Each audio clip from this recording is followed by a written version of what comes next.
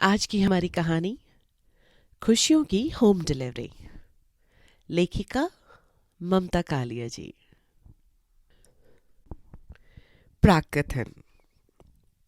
कुछ समय पहले विदेश की एक लोकप्रिय पाक कला विशेषज्ञ नाइजेला लॉसन और उसके पति साची के झगड़े की चर्चा सरेआम हुई थी।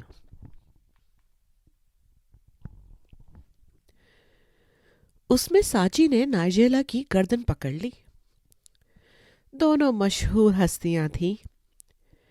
मीडिया ने दृश्य कैमरे में कैद कर लिया और खबरों में खुलासा किया।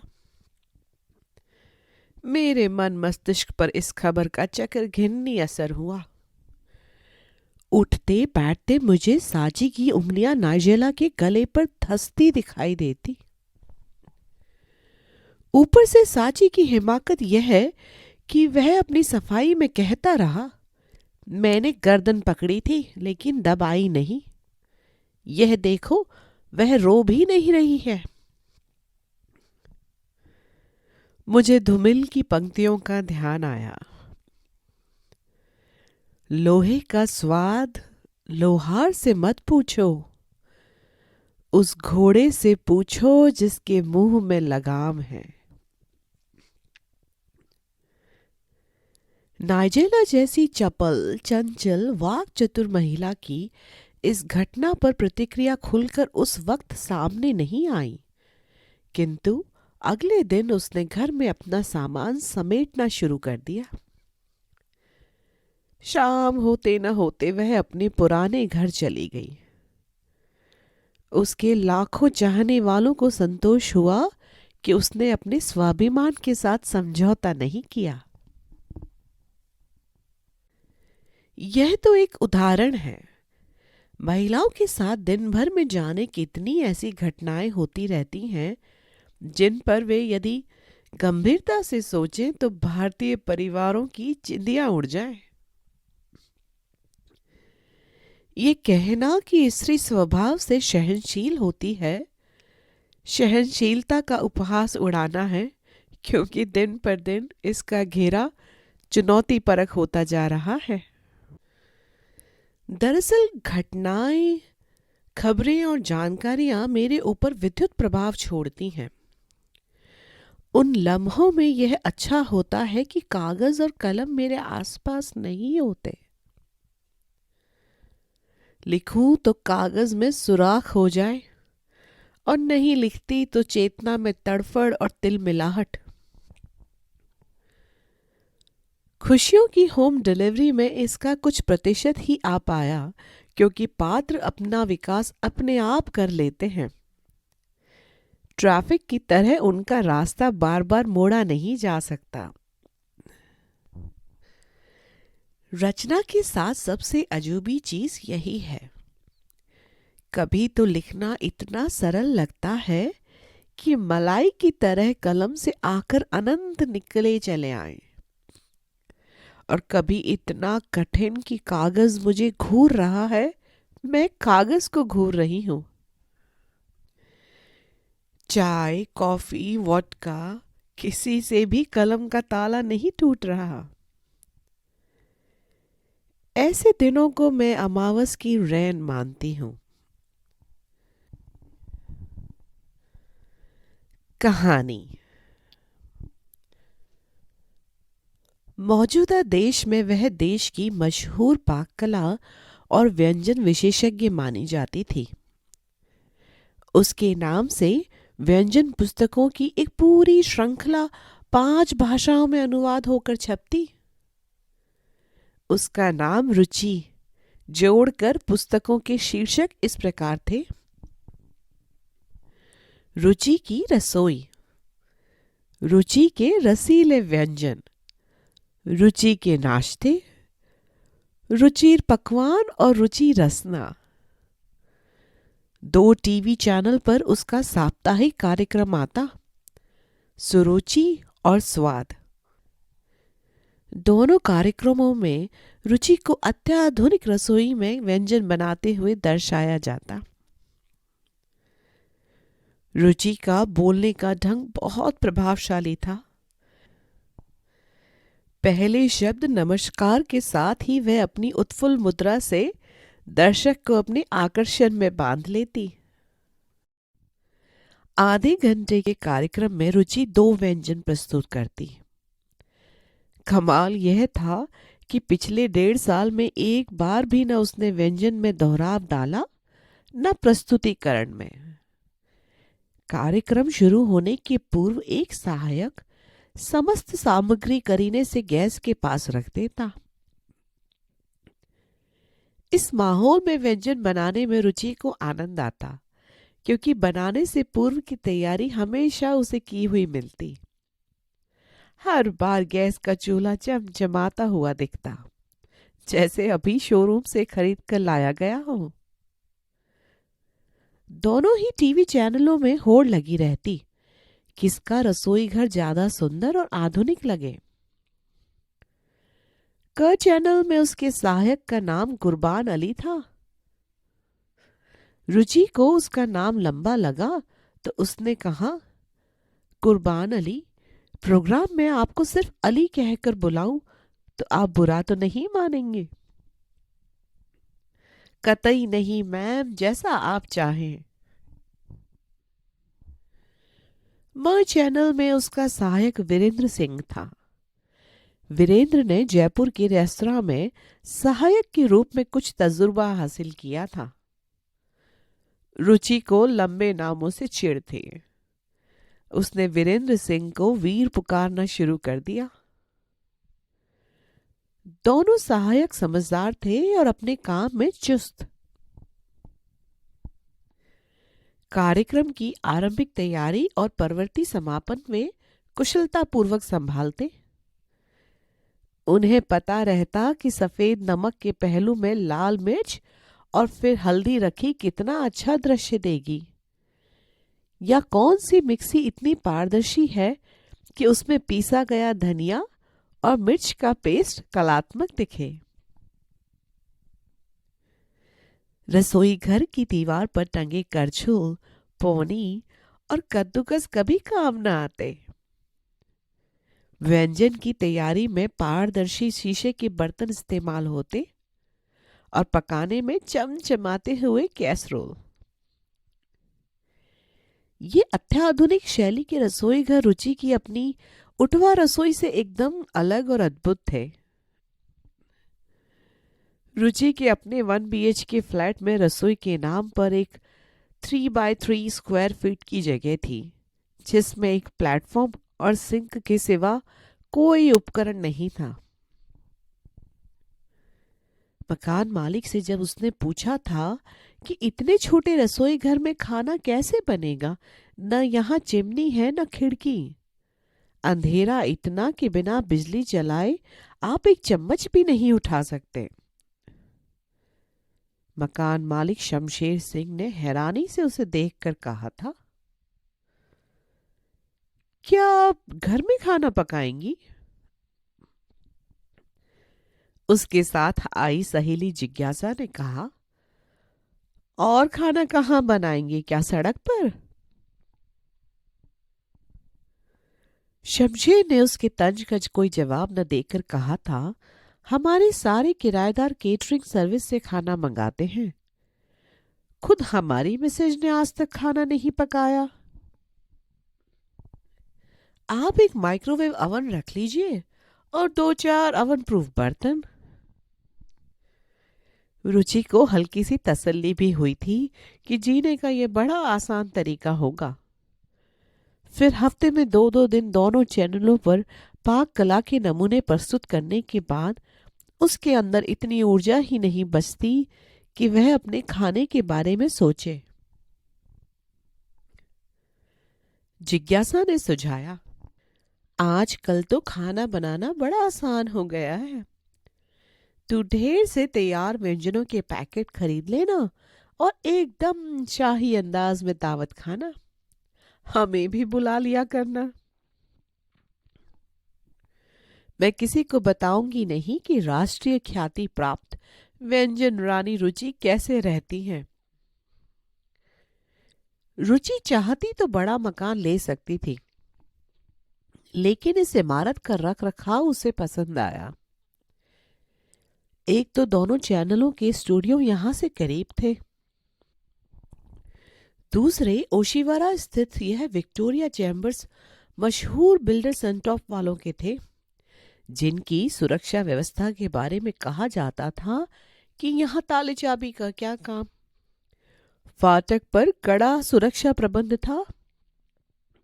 हर फ्लैट फाटक के इंटरकॉम से जुड़ा हुआ था। रुचि के अनेक प्रशंसक और प्रशंसिकाएं थीं। वे उसे सराहना के खत लिखते, फोन करते और ईमेल भी। टीवी चैनल के माध्यम से भी पत्र आते। कभी किसी दिलचस्प खत का जवाब कार्यक्रम के दौरान दिया जाता। इससे कार्यक्रम की टीआरपी बढ़ जाती। महीने में एक दिन सबसे दिलचस्प खत लिखने वाले दर्शक को कार्यक्रम में आमंत्रित किया जाता। उससे उसी की पसंद का व्यंजन बनवाया जाता। ज्यादातर ऐसी आगंतुक महिलाएं या लड़कियां होती। कभी कभी ऐसे पुरुष प्रशंसक भी आ पहुंचते जो खाने या खिलाने का शौकीन होता। ऐसे ही एक आमंत्रित आयोजन में सर्वेश नारंग को बुलाया गया था। नहीं, सर्वेश नारंग सुरुचि कार्यक्रम का प्रशंसक नहीं था। उसने चैनल को लिखे अपने पत्र में रुचि के व्यंजन को चुनौती दी थी।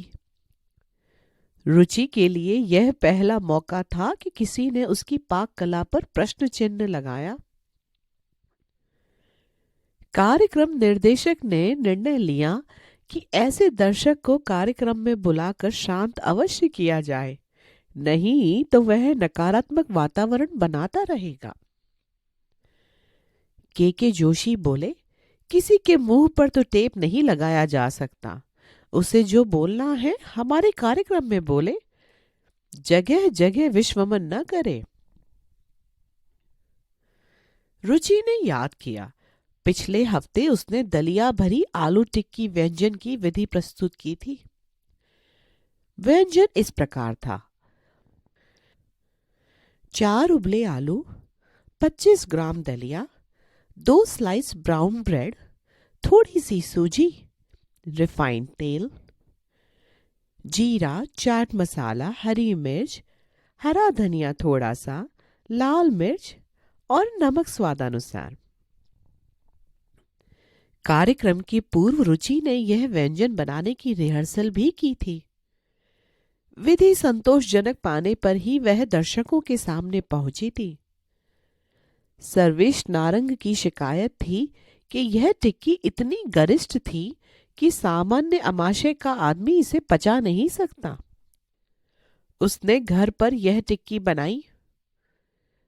उसकी मां ने यह व्यंजन खाकर रात भर करवटें बदली।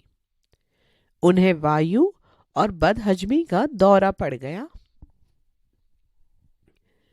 सर्वेश नारंग ने बेहद गुस्से में पत्र लिखा, अव्वल तो आपके कार्यक्रम में यह बताना चाहिए कि किस व्यंजन को कितने साल का आदमी खा सकता है। मधुमेह, रक्तचाप और बदहजमी वालों के लिए अलग से निर्देश होने चाहिए। आपकी विशेषज्ञ आधे घंटे में मुश्किल से मुश्किल व्यंजन बनाकर पर्स लटकाकर चली जाती हैं। यह दर्शकों के प्रति सरासर अन्याय है। मीटिंग में रुचि भी मौजूद थी। उसने कहा, उन्हें उत्तर दे दीजिए, हम कोई हेल्थ फूड प्रोग्राम नहीं करते। यह शुद्ध रूप से स्वस्थ, नॉर्मल खाने पीने के शौकीन लोगों के लिए कार्यक्रम है। निर्देशक के जोशी ने सिर हिलाया, नो मिस रुचि, हम कोई लफड़ा नहीं मांगते। आप उसको अपनी बात से कायल करो, तभी जमेगा। रुचि को चुनौती मिल गई। उसने कमर कस ली। रात भर उसने विचार किया। वह मान गई कि सर्वेश नारंग को उसके कार्यक्रम में अतिथि की हैसियत से बुलाया जाए। रुचि अक्सर पाश्चात्य पहनावे में स्क्रीन पर आती। उस दिन उसने पारंपरिक साड़ी ब्लाउज पहना और माथे पर बड़ी सी बिंदी लगाई। स्टूडियो के मेकअप रूम में लगे आईने ने उसे बताया कि वह खूब फब रही थी। कार्यक्रम से 20 मिनट पहले सर्वेश नारंग अपनी सफेद कार में प्रकट हुआ। वह कोई युवा तुर्क नहीं, बल्कि तकरीबन 50 साल का प्रौढ़ व्यक्ति था। अपने पत्र के तेवर से अलग वह नपा तुला बोलने वाला आदमी लगा। पूर्व योजना के अंतर्गत निर्धारित वाक्य बोलते हुए रुचि ने बताया कैसे सुरुचि कार्यक्रम महिलाओं के साथ साथ पुरुषों और बच्चों का भी पसंदीदा है। उसने सर्वेश नारंग का परिचय देते हुए कहा कि सर्वेश हमारे व्यंजन में अपनी ओर से परिवर्तित विधि प्रस्तुत करने जा रहे हैं। सर्वेश ने कार्यक्रम के प्रस्तुतिकरण में काफी आत्मविश्वास का परिचय दिया। उसने तयशुदा आलेख से हटकर कहा, आलू की टिक्की हम सब का मनपसंद नाश्ता है, इसलिए यह जरूरी है कि इसे ऐसे बनाया जाए जिससे यह हल्की और सुपाच्य हो और हर उम्र के खाने वाले को हजम हो जाए। रुचि मैम की व्यंजन विधि में मेरी तरफ से यह बदलाव पेश है। सर्वेश ने आलू की पिट्ठी उठाकर उसे गोल टिक्की का आकार दिया और दर्शकों को संबोधित किया। इसमें दलिए की जगह आप उबली हुई मूंग दाल और हरा धनिया भर सकती हैं। दूसरा सुझाव है कि इसमें बारीक कटा प्याज भर सकती हैं। तीसरा तरीका है कि आप इसमें कॉर्नफ्लेक्स भर सकती हैं। इसे तलने की बजाय छिछले तवे पर 1 चम्मच तेल में सेक सकती हैं। सर्वेश ने बड़े सुथरेपन से समस्त विधि का डेमो दिया। कार्यक्रम खत्म होने के बाद जैसा रिवाज था, पूरी इकाई ने व्यंजन चखा। इसमें शक नहीं कि आलू की यह नई टिक्की स्वादिष्ट और हल्की थी। इस सिलसिले में रुचि को थोड़ी सी तकलीफ हुई, पर ज्यादा नहीं। उसे पता था कि क चैनल के पास उसका विकल्प नहीं था। कई अखबार पत्र पत्रिकाएं उससे व्यंजन स्तंभ लिखवाती और सचित्र छापती। उसकी कई पुस्तकें भी प्रकाशित हो चुकी थीं। दर्शकों और पाठकों के बीच वह घर घर में रचा बसा नाम हो गई थी। उसके कितने ही व्यंजन इतने लोकप्रिय थे कि चैनल उन्हें बार बार दिखाता। उस दिन सर्वेश और रुचि के बीच विजिटिंग कार्ड का आदान प्रदान महज औपचारिकता रही। दोनों में से किसी को भी परस्पर कोई अदम्य आकर्षण अनुभव नहीं हुआ। वैसे सर्वेश उसका कार्यक्रम दोनों चैनलों पर देखता रहा। उसे यही लगता कि रुचि की व्यंजन विधियों से ज्यादा जानदार उसकी प्रस्तुति विधि है। उसकी मुस्कान और हंसी में जीवंतता थी, आवाज में माधुर्य। वह जिस अदा से कढ़ाई में करछुल चलाती, माइक्रोवेव ओवन खोलकर उस पर व्यंजन की ट्रे लगाती, या जैसे वह प्लेट में खाना सजाती, उसके आगे व्यंजन का स्वाद क्या चीज था। 8 हफ्ते बाद यकायक स्वाद कार्यक्रम के लिए उसे बुलावा मिला। म चैनल के इस कार्यक्रम में सर्वेश नारंग को मेहमान का पकवान प्रस्तुत करना था। उसे लगा इस बुलावे में रुचि शर्मा का हाथ हो सकता है। सर्वेश नारंग खाना बनाने और खाने को गैर जरूरी कामों की फहरिस्त में रखता था। उसे लगता था जो काम दूसरे लोग हमसे ज्यादा सुघड़ तरीके से कर सके, उसमें अपनी ऊर्जा लगाना फिजूल है। इतने अच्छे रेस्टोरेंट और टेक होम सर्विसों के रहते खाना बनाना समय की बर्बादी है। लेकिन उसका खोजी मन रुचि शर्मा को उतना गैर जरूरी मानने को तैयार नहीं था। इन दिनों माँ उसके पास आई हुई थी। उन्होंने भी कहा, पुत्र जाके देख तो सही। वो कुड़ी सीधे की पकवान सिखानी है। तू टीवी पर दिसेगा तो मेनू बहुत चंगा लगेगा। अगस्त का महीना था, सावन का मौसम। सर्वेश ने कहा, रिमझिम फुहारों में आप कुछ मीठा, कुछ नमकीन खाना चाहते हैं तो आज मैं आपको पुए और पकौड़े बनाने की विधि बताता हूँ। पुए को कई शहरों में गुलगुले भी कहा जाता है। अंग्रेजी में इसे डोनट कहते हैं और इसे बनाने का तरीका बहुत आसान है। सर्वेश नारंग की सक्रियता और दक्षता दर्शनीय थी। उसने बिल्कुल पेशेवर अंदाज में कहा, थोड़ी सी सूजी, पिसी हुई चीनी, छोटी इलायची और सौंफ आधे दूध आधे पानी के साथ घोल लें। 10 मिनट घोल को ढककर रखें, तब तक हम कढ़ाई चढ़ाते हैं। लीजिए, हो गए 10 मिनट। एक बार फिर घोल को फेंट लीजिए। कढ़ाई में रिफाइंड तेल गरम करें। गोल चम्मच से गरम तेल में बुआ छोड़ें। फूलते ही आंच धीमी करें। एक एक पुए को अलग अलग उल्टे पुल्टे।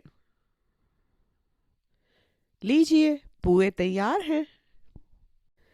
सहायक वीरेंद्र सिंह ने प्लेट आगे रखी, किंतु लीक से हटकर सर्वेश ने पुओं को एक छोटी ट्रे में रखा और कहा, चख कर देखिए मैडम। बिना वक्त गवाए सर्वेश ने अगला आइटम पेश किया। पकोड़े आप सब खाते खिलाते होंगे। आपने गौर किया होगा कि हर घर के पकोड़ों का स्वाद कुछ अलग, कुछ खास होता है। अक्सर लोग अपना ट्रेड सीक्रेट बताते नहीं हैं। लीजिए, पकौड़ों की विधि ये है। एक फूल गोभी जिसके फूल अलग अलग किए हों, बेसन, नमक अजवाइन स्वाद अनुसार, 2 हरी मिर्च, अनारदाना पिसा हुआ 1 चम्मच, चुटकी भर खाने का सोडा। सर्वेश धड़ल्ले से बोल रहा था। उसका आत्मविश्वास देखकर लग रहा था वह पेशेवर रसोइया है। कार्यक्रम रोचक रहा, प्रस्तुति भी जानदार थी। आधे घंटे की समय सीमा में उसने 2 व्यंजन बनाकर दिखा दिए। निर्देशक के जोशी ने प्रोग्राम के बाद सर्वेश से पूछा भी, क्या आप भी किसी होटल वगैरह से जुड़े हुए हैं? नहीं, सर्वेश हंसा। मैं तो खोजी पत्रकार हूं। सारा दिन खबर सूंघता हूं और रात को रिपोर्ट करता हूं। जोशी थोड़ा सहम गया। समय ऐसा था कि मीडिया से सब डरते। समाचार चैनलों पर कभी कभी किसी नेता या व्यवसायी का रंगे हाथों पकड़ा जाना दिखाया जाता और उस दिन आरोप प्रत्यारोप का वितंडा रहता और उसके बाद उन खोजी पत्रकारों से परिचय करवाया जाता जिन्होंने उस खबर को अंजाम दिया। ये पत्रकार स्क्रीन के सामने ऐसे खड़े होते जैसे उन्होंने नंगे हाथों शेर मारा हो।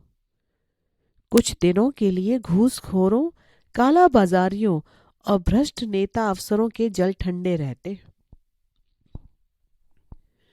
खोजी पत्रकारिता 5वीं सत्ता बनती जा रही थी।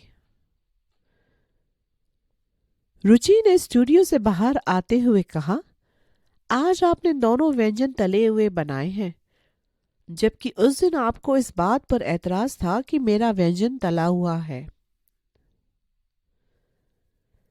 सर्वेश ने कहा, आपके व्यंजन में तलना जरूरी नहीं था, वह ऊपर से थोपा गया था। इस पर लंबी बहस हो सकती है। मैं इतना वक्त आपको नहीं दे सकता। जेब से मोबाइल निकालकर सर्वेश ने घड़ी देखी और कहा, फिर मेरे लिए खाना पीना इतना अहम काम नहीं। सर्वेश बिना विदा का संकेत या शब्द किए चला गया। रुचि को इस आदमी से चिढ़ हुई। अच्छा भला पत्रकार है, अपने अखबार से मतलब रखे, उसके कार्यक्षेत्र में अपनी टांग क्यों अड़ाता है? यह तो कई दिन बाद रुचि पर उद्घाटित हुआ कि हजारों प्रशंसकों के बावजूद इस एक आलोचक सर्वेश नारंग की असहमति उसके लिए क्यों अहम हो गई। मौसम बदले, व्यंजन तालिका बदली, सुरुचि और स्वाद कार्यक्रमों की सफलता बढ़ती गई। रुचि खुद विस्मित थी। इन कार्यक्रमों में ऐसा क्या है कि इनकी टीआरपी ए ग्रेड कार्यक्रमों से टक्कर लेती है। पैसा उस पर बरस रहा था। आयकर की राशि हर साल बढ़ रही थी, लेकिन कभी कभी रुचि अवसादग्रस्त हो जाती। उसे लगता उसका जीवन मशीनी बनता जा रहा है। उसके जीवन में अब सिर्फ पाकशास्त्र ही पाकशास्त्र रह गया है। इतने साल बीत गए, इतनी उच्च शिक्षा बर्बाद गई। पता नहीं कैसे वह कलम की जगह करछुल से जीविका चलाने लगी। इससे भी बड़ी हैरानी की बात यह थी कि टेलीविजन की पाक कला विशेषज्ञ अपने घर में खाना बनाने में जरा भी यकीन नहीं करती। वह चाय, कॉफी और ठंडे पेय पदार्थों पर दिन निकालती। कभी कभी वह चावल उबालती अथवा आलू।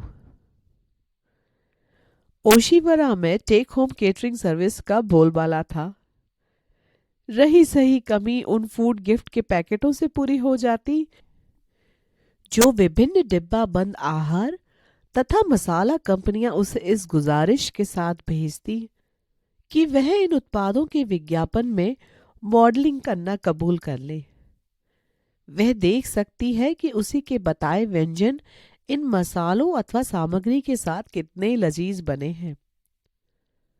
अक्सर उसका फ्रिज ऐसे आहार उपहारों से भरा रहता। तभी कुरियर ने आकर उसे एक कार्ड थमाया, उसके दस्तखत लिए और चला गया। रुचि ने बेमन से कार्ड निकाला कि होगा किसी प्रशंसिका का। कार्ड में लिखा था, क्या तुम मेरी वैलेंटाइन बनोगी? एकदम घसीट कर हस्ताक्षर किए गए थे जो पढ़ने में नहीं आ रहे थे। बड़ी मुश्किल से पहला अक्षर स और अंतिम अक्षर ग समझ आया। चक्कर घिन्नी खा गई रुचि। उसने ऐप्स पर लिखा, गलत पते पर तो नहीं भेज दिया कार्ड? सर्वेश ने जवाबी मैसेज किया, पता सही है। रुचि ने मैसेज किया, मैं तुम्हें नहीं जानती। जान जाओगी, जवाब आया। एकाकी जीवों के इस जीवन में इस एसएमएस बाजी की बड़ी भूमिका होती है। इसमें फासले फलांग लगाकर मिटते हैं। जो बात मुंह पर कहने में जमाने लग गए, वह एप्स या एसएमएस से खट से निकल जाती है। रुचि के जीवन में यह घटित हुआ। जब भी वह अकेली बैठती, वह सर्वेश को एप्स पर मैसेज कर डालती। सर्वेश कितना भी व्यस्त हो तत्काल उत्तर देता, साथ कोई चुटकुला या चित्र अपलोड कर देता। रुचि का मन उत्फुल्ल हो जाता।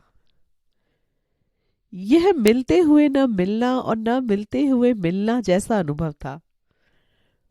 संदेशों की इन छोटी छोटी पंक्तियों ने उनके बीच की कई दीवार तोड़ दी। सबसे बड़ी दीवार अपरिचय की थी। अगर कभी रुचि पूछती, कल का शो कैसा रहा? उसे उत्तर मिलता, कैसा शो, मैंने तो सिर्फ तुम्हें देखा। ऐसे संदेश में रुचि को पूरा वाक्य नहीं दिखता, बस यही याद रह जाता, मैंने तो सिर्फ तुम्हें देखा। अगले शो पर रुचि और भी ध्यान से तैयार होती। कार्यक्रम प्रस्तुत करते समय उसमें एक अतिरिक्त ऊर्जा आ जाती। यूनिट के लोग भी विस्मित हो जाते, रुचि मैम आजकल बहुत स्मार्ट लग रही हैं। सर्वेश भी अपने अंदर स्फूर्ति पाता और अगले दिन का अपना आलेख एक नए कोण से लिखता। उनकी मुलाकातें यदा कदा होती। दोनों की शामें घिरी रहती। एक रविवार वे सुबह की फिल्म के लिए इरोस में मिले। यह एक फ्रांसीसी फिल्म थी जिसमें समलैंगिकता को प्राकृतिक, सुंदर और सही ठहराया गया था। आधी फिल्म होते न होते रुचि उठ खड़ी हुई। उसने कहा, मैं एक नॉर्मल इंसान हूं, मैं यह फिल्म क्यों देखूं? मैं भी नॉर्मल हूं, मैं भी क्यों देखूं? सर्वेश भी सहमति से उठ गया। उस दिन कैफे कॉफी डे में उनके जीवन के कई पन्ने खुले कि 3 साल पहले सर्वेश नारंग अपनी पहली पत्नी से मुक्त हो चुका है। उसकी पत्नी अमृतसर में टेलीफोन एक्सचेंज में काम करती है। उनका 17 साल का एक बेटा है, अंश, जो अपनी मां के संग रहता है।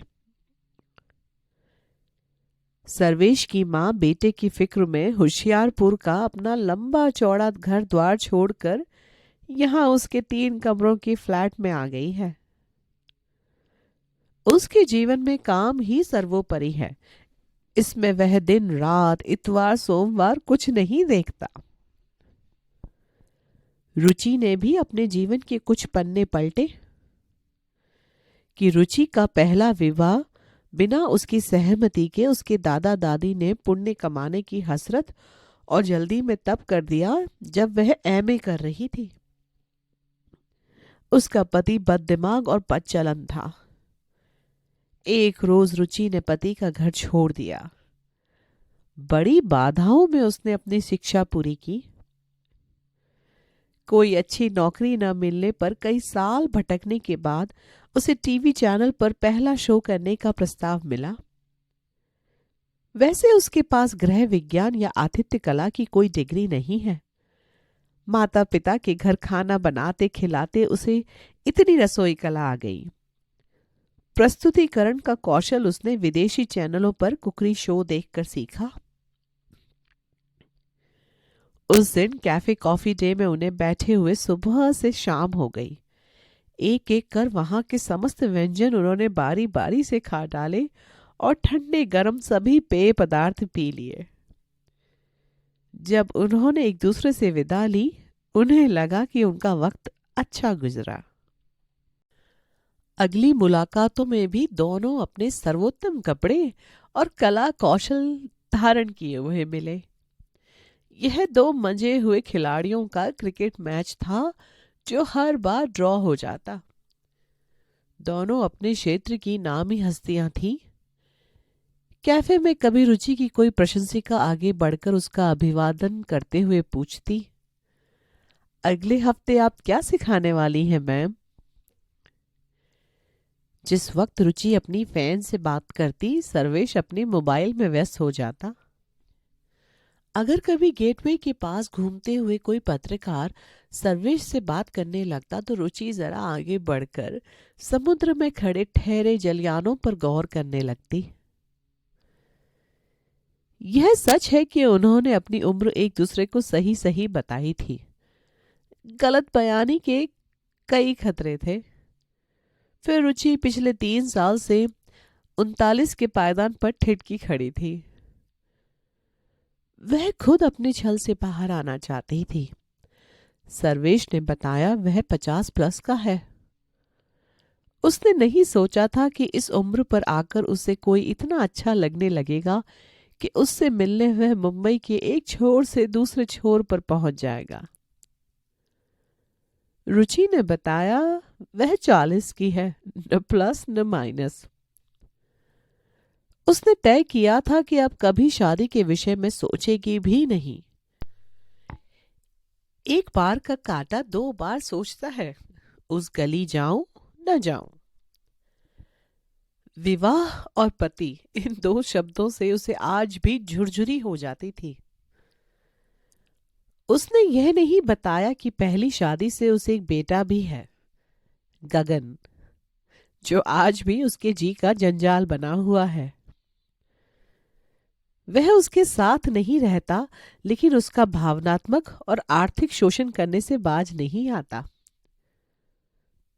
पिता पुत्र कहने को साथ रहते हैं, लेकिन आलम यह है कि हफ्ते में 4 दिन पिता लापता रहता है तो 3 दिन पुत्र। रुचि के पति प्रभाकर शर्मा ने दूसरी शादी नहीं की। उसके लिए पहली शादी का भी सीमित महत्व था। उसके जीवन में शादी का मतलब शरीर था, जो वह कहीं भी जाकर प्राप्त कर लेता। गगन बचपन से ही उद्दंड था।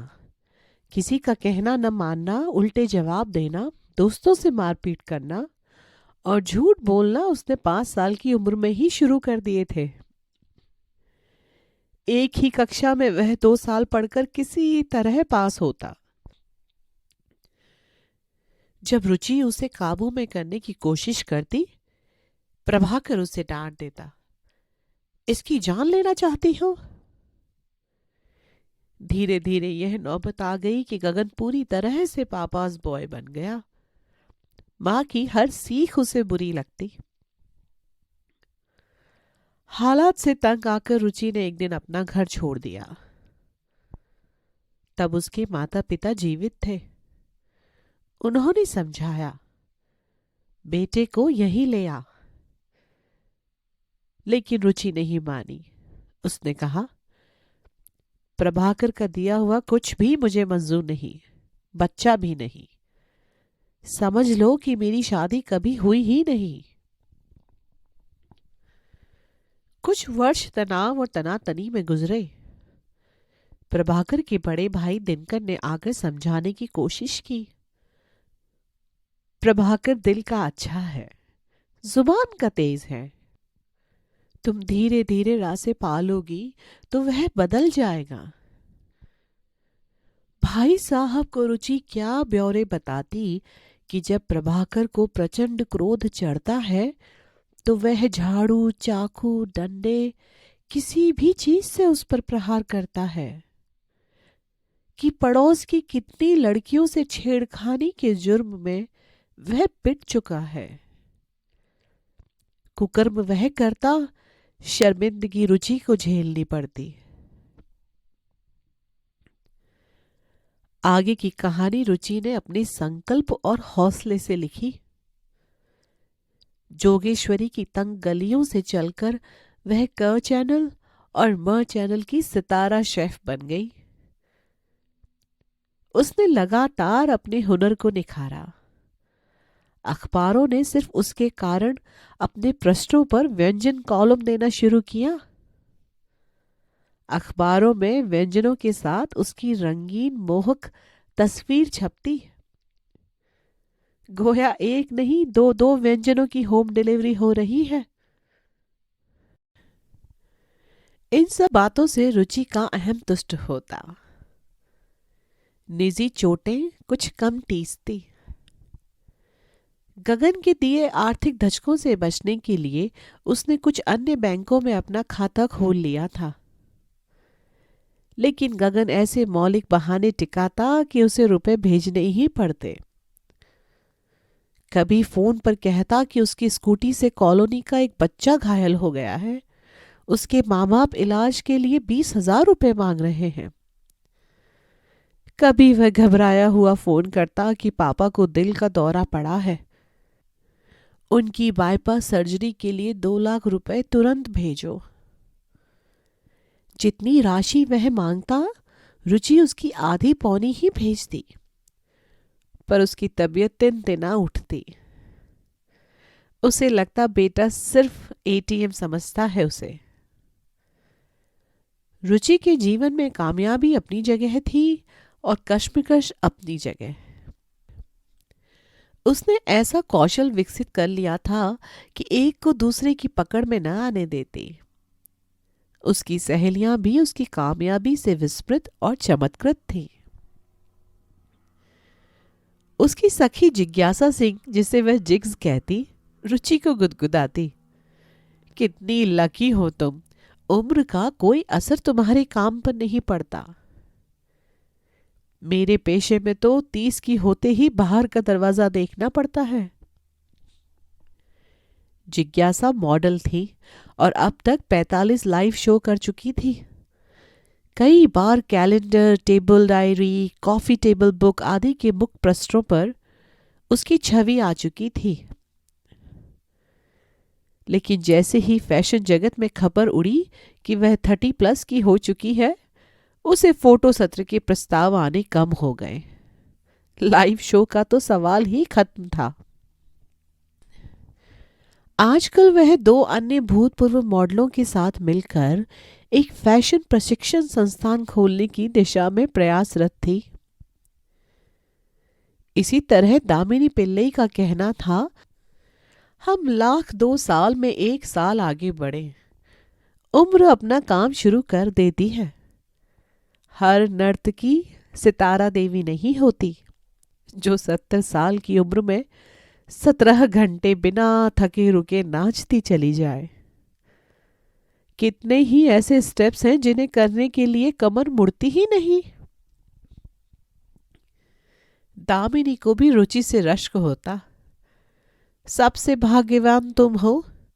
अखबार तुम्हारी 5 साल पहले की तस्वीर के साथ तुम्हारा कॉलम छापता है।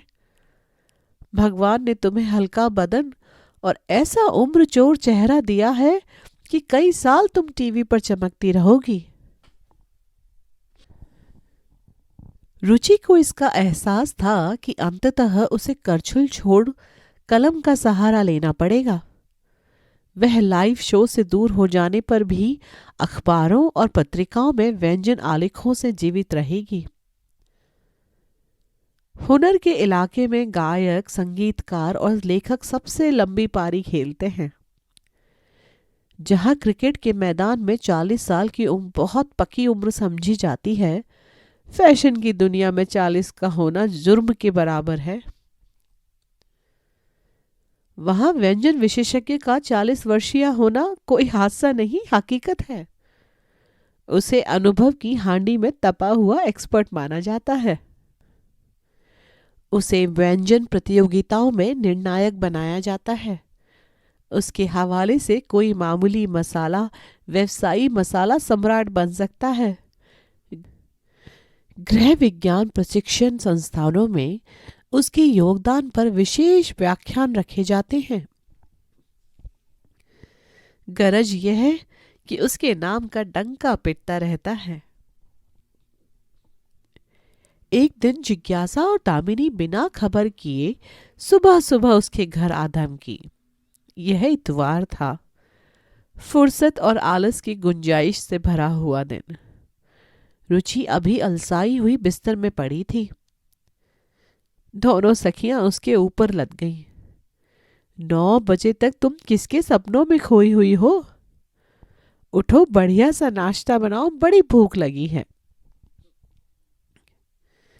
रुचि ने एक मोटी सी फाइल और मोबाइल उनकी तरफ सरकाया और कहा, यह मेरी किचन है। इसमें ताज से लेकर रेडिसन तक सबके मेन्यू और नंबर है। जो चाहो मंगा लो। क्यों अपने कैरियर का कबाड़ा कर रही हो? ये सब तो हम रोज खाती हैं। अगर हम किसी को बताएंगे कि रुचि की रसोई में खाने के नाम पर केवल होटलों के फोन नंबर हैं, तो तुम्हारी क्या इज्जत रहेगी? इल्ले।